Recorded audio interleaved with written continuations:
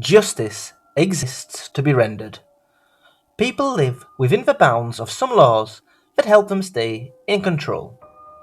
In this way, societies have maintained some balance for hundreds of years.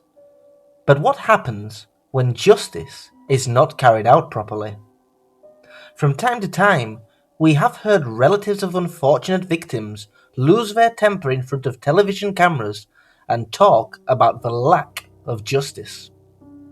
One such man was the father who took the law into his own hands because no justice was done for the unjust loss of his son and his four friends. A group of teenagers decided to have fun at the Bar Negro, which was then housed in Glifa, Kharkiva. In the early hours of July 21st, 1991, little did they know that this would be the last time they would all go out together. A 32-year-old sub-commander of the Air Force, Dimitris Kuropi, with his 26-year-old brother-in-law, police officer Fotis, as his passenger, was driving at excessive speeds. He lost control of the car and drove straight into the group that was sitting outside the Bar Negro. 18-year-old Victor Maisi died immediately, with 17-year-old Michalis Baksivanivis and his 15-year-old brother Panayotis, 17-year-old Panayotis Katrakis, and 16-year-old Kostas Vrousos were transported seriously injured to the General State Hospital of Piraeus. The doctors did their best to keep them alive, but were unfortunately unsuccessful. During the trial, it turned out that the driver was driving under the influence and was extremely drunk.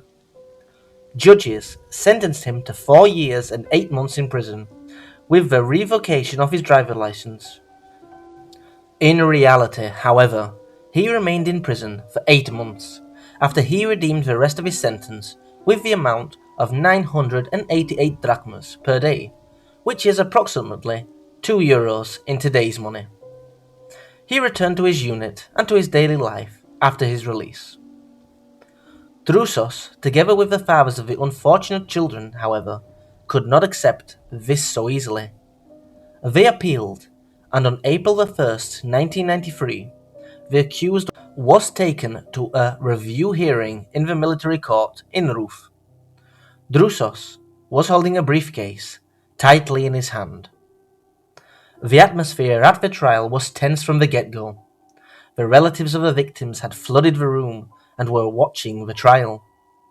They felt with Drusos that the murderers of their loved ones would leave the room once again innocent without accepting any responsibility. Drusos could not stand this idea. He abruptly pulled a pistol out of his briefcase and headed for the defense witness and co-driver of that fateful night. He grabbed him by the neck and stuck him in a chair. He then asked police officer Konstantinos Koutalakis to leave his service weapon in the defendant's seat. He picked that one up too.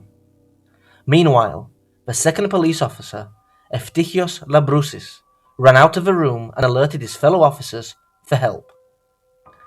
"Tell the truth, I will kill you all. Say out loud that the sub-commander is guilty, that he was driving drunk, and that is why he killed the children. I want you to testify in front of everyone that you were drunk," Drusos shouted in a state of full rage. At the same time, he was aiming his weapon at the witness, his finger on the trigger. He then ordered police officer Koutalakis to tie witness Sakilarakis and the defendant's 2 lawyers with insulin tape. The 2 lawyers were 43-year-old Christos Bakas and 32-year-old Dimosthenis Avramis. "But I said I was drunk," the accused shouted in panic. When a strong force of the Greek police entered the court, the president of the chamber tried for the last time to calm down Drusos. However, he did not listen to anyone and fatally shot the 2 lawyers while at the same time slightly injuring Sakilarakis and the murderer of his child, Kouroupis. The father then jumped on the bench and opened fire on the judges. He injured Colonel Dimitris Bakolas, 41, Colonel Kostas Papaspirou, 53, and General Panayotis Panayotakos, 54. However, he saved one bullet for himself, and in the end, he commits suicide in the courtroom.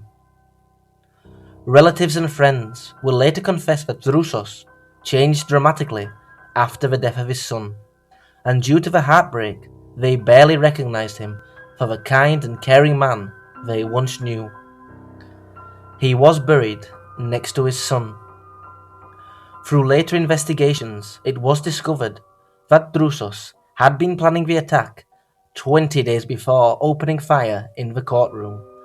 An extension at the family's plot next to his son's grave had been completed in that time.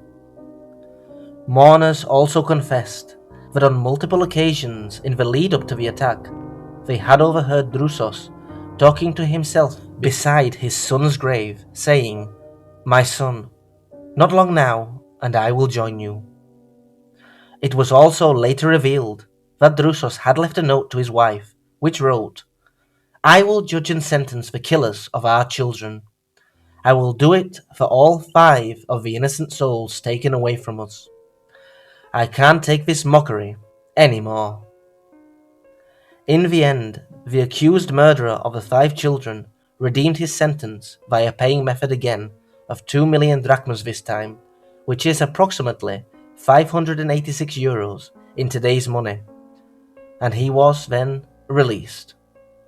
The families of the other victims chose the path of lawsuits in the multi-member court of Kharkiv for financial compensation due to mental pain, and their cases were accepted. All in all, a tragic case from every aspect you view it. 5 dead children whose lives were valued at approximately €117 each in a court of law. A father so heartbroken he caused heartbreak through his desperation to other families who lost loved ones due to his actions, and heartbreak to his wife who not only lost her son, but also her husband.